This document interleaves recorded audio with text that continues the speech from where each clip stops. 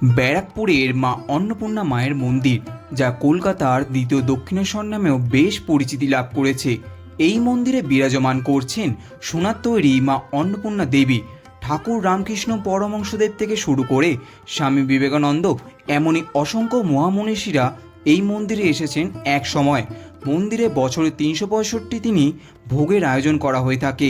ভোগ প্রসাদে রয়েছে অনেক রকমের পদ। মন্দির থেকে 2 মিনিটের দূরত্বে বয়ে চলেছে মা গঙ্গা। সেখানে রয়েছে মা অন্নপূর্ণা মায়ের ঘাট। কিভাবে যাবেন এই মন্দিরে? ভোগ প্রসাদের কুপন মূল্য কত? ভোগে কি কি পদ দেওয়া হয়ে থাকে? মন্দিরের সময়সূচি কি? এই সমস্ত তথ্য নিয়ে আজকে এই ভিডিওটির মাধ্যমে আপনাদেরকে সম্পূর্ণ শেয়ার করতে চলেছি। তাহলে চলুন আরও একটি নতুন সপ্তাহে আরও একটি নতুন ভিডিও নিয়ে আপনাদের সকলকে নিয়ে শুরু করা যাক মা অন্নপূর্ণা মায়ের দেবীর মন্দিরের নতুন একটি গল্প।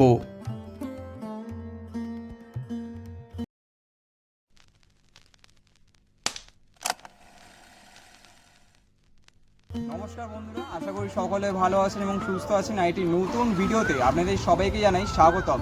আজ আমি এসেছি ব্যারাকপুরের অন্নপূর্ণা মন্দিরে, যা কলকাতার দ্বিতীয় দক্ষিণেশ্বরও বলা হয়ে থাকে। এই ব্যারাকপুরের অন্নপূর্ণা মায়ের মন্দিরে আপনারা কিভাবে আসবেন, এই মন্দিরের সময়সূচি কী কী রয়েছে, এখানে পুজো দেওয়ার কী কী নিয়মাবলী রয়েছে এবং এখানের ভোগ প্রসাদের কুপন কীভাবে কাটবেন এবং ভোগ প্রসাদের সমস্ত তথ্য আজকে এই ভিডিওটার মাধ্যমে আপনাদেরকে সবটা শেয়ার করতে চলেছি। তাহলে চলুন আর বেশি কথা না বলে আর বেশি দেরি না করে আজকে ভিডিওটা শুরু করা যাক। কিভাবে আসবেন এই ব্যারাকপুরের মা অন্নপূর্ণা মায়ের মন্দিরে? প্রথমে আপনাকে শিয়ালদা স্টেশন থেকে ব্যারাকপুরগামী যেসব লোকাল ট্রেনগুলি রয়েছে সেই ট্রেনে চেপে চলে আসতে হবে ব্যারাকপুর স্টেশনে। স্টেশন থেকে বেরিয়ে বাম দিকে হেঁটে দেখতে পাবেন একটি অটো স্ট্যান্ড। অটো স্ট্যান্ড থেকে মাত্র 25 টাকার বিনিময় আপনাকে একদম মন্দিরের সামনে এসে উপস্থিত করবে। আমরা অটোটা রিজার্ভ করে নিয়েছিলাম, ভাড়া পড়েছিল আমাদের 100 টাকা। স্টেশনের বাইরেও কিন্তু অটো রয়েছে। অটোতে ওঠার আগে একটু ভাড়া দর করে তবেই অটোতে উঠবেন। মন্দিরের বাইরেই রয়েছে গাড়ি পার্কিং করার সুবন্দোবস্ত। 4 হুইলারের ক্ষেত্রে ভাড়া নেওয়া হয় 40 টাকা ঘন্টায় এবং 2 হুইলারের ক্ষেত্রে ভাড়া নেওয়া হয় 20 টাকা ঘন্টায়। এছাড়াও মন্দিরের বাইরেই দেখতে পাবেন পুজো দেওয়ার সামগ্রী।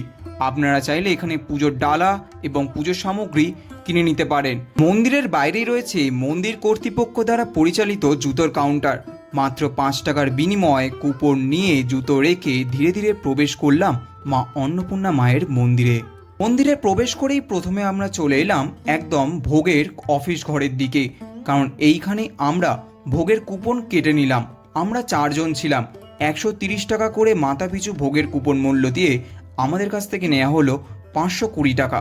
চলুন এইবার বাকি মন্দিরটা আপনাদের আমি ঘুরিয়ে দেখাবো, জানাবো এই মন্দিরের ইতিহাস। উত্তর 24 পরগনার ব্যারাকপুরের তালপুকুর। আজকের ব্যস্ত জনপদের ভিড়ের মাঝেও এখানে লুকিয়ে আছে এক অপার্থিব শান্তি, এক গভীর ভক্তির স্পর্শ। একসময় যার নাম ছিল চানক, সেই ভূমি আজ পবিত্র হয়ে উঠেছে মা অন্নপূর্ণা মায়ের কৃপায়। এই মন্দিরের ইতিহাস শুরু হয় এক অনন্য নারীকে ঘিরে, রানী রাসমণির কনিষ্ঠ কন্যা জগদম্বা দেবী। স্বামীর ইচ্ছাকে হৃদয় ধারণ করে আর মাতৃশক্তিকে শক্তি করে তিনি গড়ে তোলেন এই নবরত্ন মন্দির।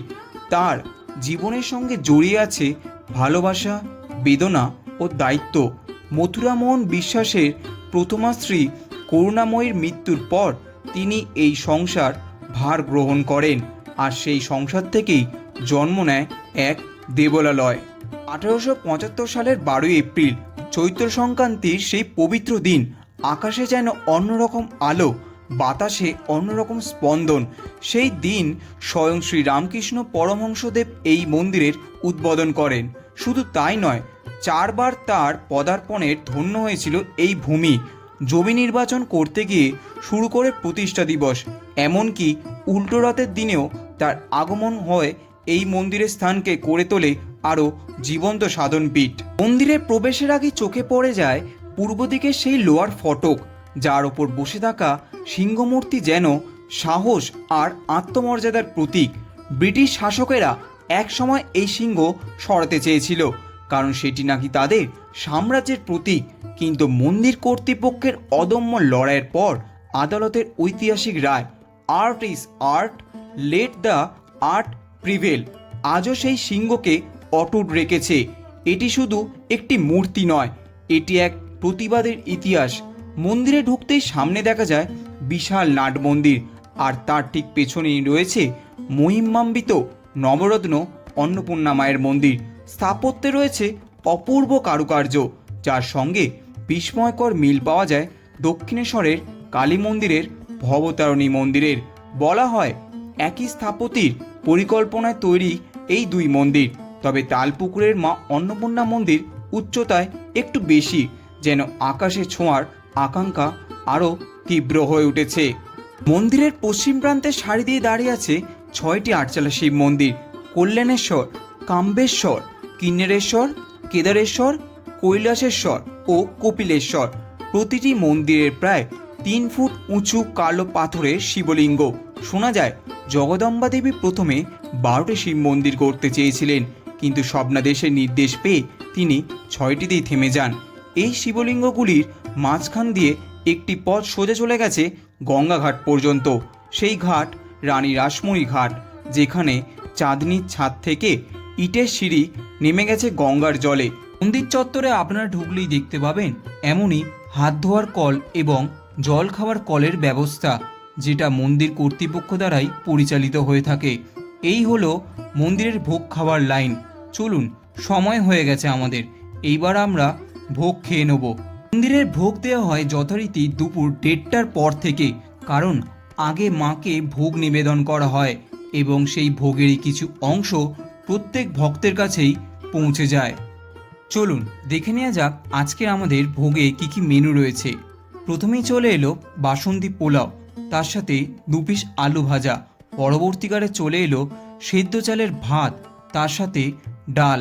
তারপর চলে এলো পটল আলুর তরকারি এবং তার সাথে সোয়াবিন আলুর তরকারি। এরপরে যথারীতি চলে এলো চাটনি, পাঁপড় এবং পায়েস। সম্পূর্ণ খাবারটা খেলাম। মায়ের প্রসাদ সত্যি অপূর্ব। তবে এইখানে আমার কিছু কথা রয়েছে।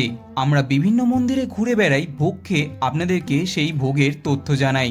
তবে এই মন্দিরে আমরা যেই আশা নিয়ে ভোগ খেতে এসেছিলাম, কিছুটা হতাশ হলাম। পরবর্তীকালে আশা রাখবো সেই ভোগের ঠিকঠাক মান খুঁজে পাবো। চলুন বাকি মন্দিরটা আপনাদের আরও একবার ঘুরিয়ে দেখিয়ে দিই। এই হলো এই মন্দিরের মা অন্নপূর্ণা দেবী।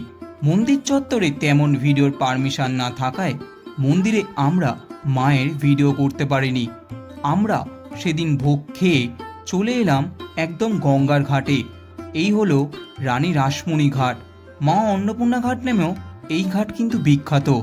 বয়ে চলেছে মা গঙ্গা নদী, তার সাথে এত সুন্দর ঘাট, সত্যি কি অপূর্ব লাগছে।